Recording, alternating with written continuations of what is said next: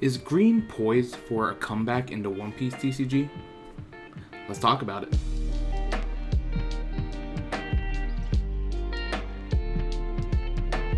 What's up, captains? Welcome back to the other decks. My name's Casual Dobo, and today we're going to be taking a look at my take on the green Kid deck, some OP01 upgrades for your green starter deck. Now, honestly, this is probably one of the first decks I'm going to build in person, mostly because if you've seen, my journey through One Piece, through the deck limited battles, starter decks, I use green a lot. Honestly, it was the only one I could get 2 copies of, which is why I used it, but I really do enjoy the deck, and I think it's going to be super powerful, as evidenced by my take in the One Piece tier list. If you haven't seen that, check it out. But honestly, green in OP01 Romance Dawn gets a lot of good upgrades in the form of good 2K counters, such as with Rizo.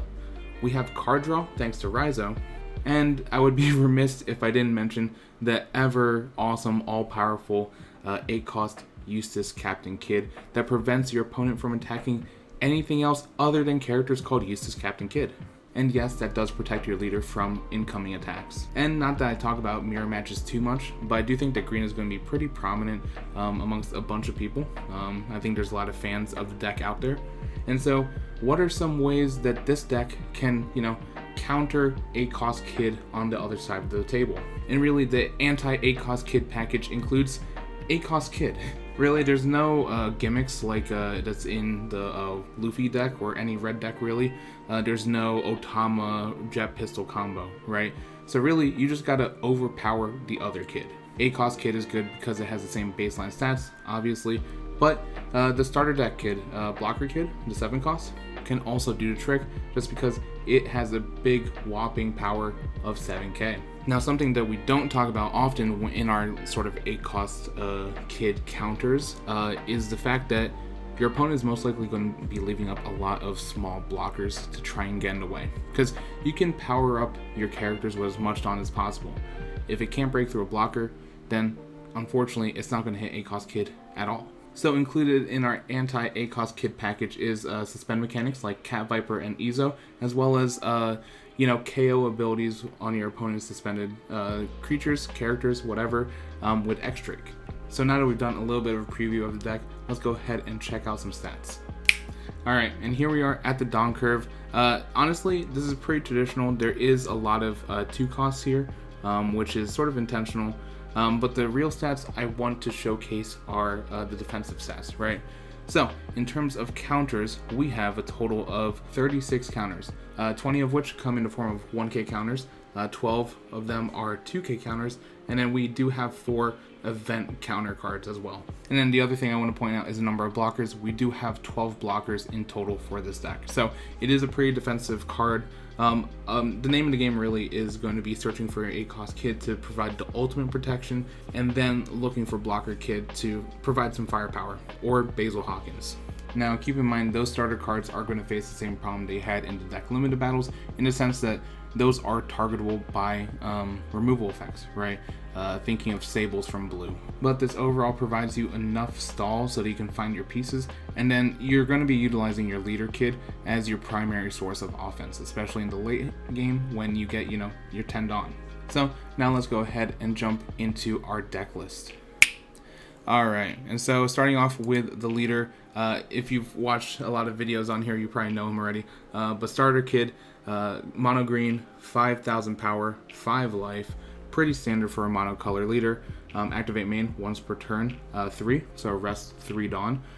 You may trash a card from your hand, and then switch this leader to active. So essentially, you're able to attack twice with Leader Kid, which honestly I kind of forgot to mention it, but Eustass Captain Kid is most likely going to be your number 1 form of offense against 8-cost Kid. This is the anti-8-cost Kid package, which is why those suspend characters are so important, because you don't want any blockers to get in the way of him. But that's Leader Kid. Let's go ahead and jump into the actual main body of the deck. As you can imagine, we do have 4 copies of Capone Gang Beige, 1 cost to play, 1,000 power, blocker. He's a cheap chump blocker who allows us to protect our own 8-cost Kid. Next up, probably one of the more vital parts of the deck is going to be 4 copies of Jewelry Bonnie. So 1 cost to play, 1,000 power, does have counter plus 1k, but you really want her for ability. Activate main 1, so rest 1 Dawn. rest this character as well, look at the top 5 cards of your deck, reveal up to 1 supernova type card, and add it to your hand. Place the remaining at the bottom of the deck in any order. So you really need Jewelry Bonnie to be able to search for your higher end character cards, and those character cards are going to act as the main source of offense for the entire deck, along with your leader. Next up is a new card from OP01, and this is 2-cost killer, aka blocker killer. So 2 cost to play, 2000 power, counter plus 1000, does have blocker, but has a Dawn ×1 ability that on block, if you have 3 or more characters, draw 1. So this just provides a little bit of utility as well as defense that allows you to not only block an incoming attack, but also if you set up your board correctly, you can also draw an additional card. And in a game where card draw is not as common, this I think is a fantastic add to this deck. Next up, we do have 4 copies of Cat Viper, aka Nekomamushi. So 2 costs to play, 3000 power, counter plus 1000, so very important. But on play, rest of one of your opponent's characters with a cost 3 or less. So really you would only use this to kind of get rid of some chump blockers. Not necessarily that it would KO it automatically, but it obviously doesn't allow your opponent to use it as a blocker. So yeah, this is a pretty solid card, and that's why I have 4 copies of it. Next up is our first 2k counter of the deck, the one from the starter deck. So 4 copies of Scratchman Apu. So this is a 2 cost to play, 3000 power, counter plus 2k. We don't really use it on the field, but it does have a Dawn ×1 when attacking ability, rest one of your opponent's Dawn cards. Which can, come into play for some things, especially against like the blue matchup where they're kind of event card heavy. However, really just want it for a 2k counter. Speaking of 2k counters, we do have 4 copies of Izo. So Izo is a 3 cost to play, 3000 power, counter plus 2k, and has a pretty interesting, very useful ability as well. On play, rest up to one of your opponent's characters with a cost of 4 or less. So very much like the Nekomamushi. This counter card is one of the few 2k counters where you might actually consider playing it, right? Not necessarily that it has a high attack power, but resting a 4 cost is pretty good. And since we're running 12, you can let 1 or 2 go onto the field. Next up is 4 copies of Rizo. So this is a 3 cost to play, 4000 power, counter plus 1k, but when attacking once per turn, if you have 2 or more rested characters, draw 1. And yes, it does see itself. So as long as you have another rested character, say it's 8 cost Kid, which is pretty easy to rest, or you have another character who is able to attack, make sure you swing with that character first and then swing with Rizo. And because you had to rest it in order to attack, it does fill the requirements, and thus you're able to draw 1. And as I mentioned with Killer, in a game where card draw is not as prevalent as in other card games like in Digimon, this ability pretty good. I would make the argument that Rizo for OP01 is probably going to be a staple for a lot of green decks. Next up is our third set of 2k counters. So this is 4 copies of Bipo, and this is the OP01 one and not the starter deck one. That's a lot of ones. Anyway, 4 cost to play, 4000 power, counter plus 2k, and then ability Dawn ×1 when attacking, play 1 Heart Pirates type character card other than Bipo with a cost of 4 or less from your hand. Honestly, probably not going to be utilizing that ability too much. Probably not going to see Bipo on the field too much, but he is viable if you want to go in, just because he does have 4k power, 1k away from being a natural attacker. But mostly keep it in hand. Next up, we do have 4 copies of Xray. So 5 cost to play, 6000 power, counter plus 1k, and then on play KO one of your opponent's rested characters with a cost of 4 or less. So I think Xray is a really solid card. 6k power is strong. The 5 cost is okay. I mean, it's a good amount for what is a strong power character, as well as a strong ability. Because note, this is not rest, 4 cost. This is KO a 4 cost. So it's honestly a pretty simple way to gain some advantage over your opponent's board state by KOing one of theirs, and then giving yourself a pretty large body. And that's why he is 4 copies. Next up, we do have 3 copies of Basil Hawkins from the starter deck. 5 cost to play, 6000 power, Dawn ×1 once per turn. On your turn, if this character battles an opponent's character, set the card as active. And just in case you don't know, check out this video about the Basil Hawkins ruling, which kind of explains some of the the wonkiness you might see in some of your matches, because there's a pretty interesting interaction with this and blockers and thrust pad cannon. Hopefully you'll never have to see it, but be prepared just in case. But no, this is a very fantastic offensive card that, you know, if you load it up with some Dawn, you can, you know, take some shots into a cost Kid, and even if your opponent blocks, you'll still be able to unsuspend it and try again. Only downside is that it doesn't have a counter ability, but if it did, it'd probably be honestly way too powerful of a card.